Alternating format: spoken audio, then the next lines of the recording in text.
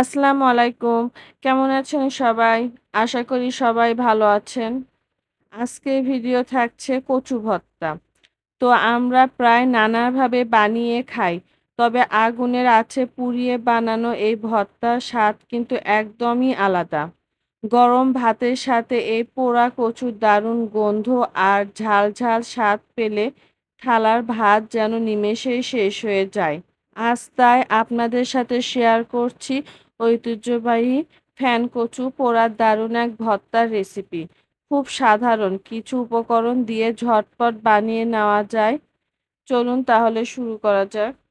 প্রথমে কচুটাকে ভালো করে ধুয়ে নিব কারণ অনেক মাটি লেগে থাকে এই জন্য একটু পরিষ্কার করে নিব। এরপর চুলায় আগুনে খুব ভালো করে পুড়িয়ে নিতে হবে যেন ভেতরের অংশটা একদম নরম হয়ে সিদ্ধ হয়ে যায়। কচুটা এপিঠ ওপিঠ খুব ভালো করে পুড়িয়ে নিতে হবে। চারপাশটা একদম নরম হয়ে আসলে বুঝতে হবে কচু পোড়ানো পুরোপুরি শেষ। কচু পোড়ানো শেষ, এবার এটি কিছুটা ঠান্ডা করে নিব। কচুটা ঠান্ডা হয়ে গেলে ওপরের পোড়া খোসাটা ভালোভাবে ছাড়িয়ে পরিষ্কার করে নিব।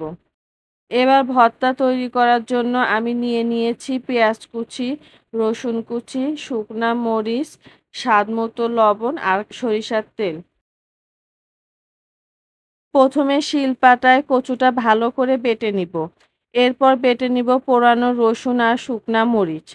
সবকিছু বাটা হয়ে গেলে পেঁয়াজ কুচি, লবণ আর সরিষার তেল দিয়ে হাত দিয়ে মেখে নিলেই তৈরি হয়ে যাবে দারুণ স্বাদের ফ্যান কচু ভর্তা। গরম ভাতের সাথে পরিবেশন করলে এর স্বাদ সত্যি অসাধারণ লাগে। আশা করি রেসিপিটি আপনাদের ভালো লেগেছে।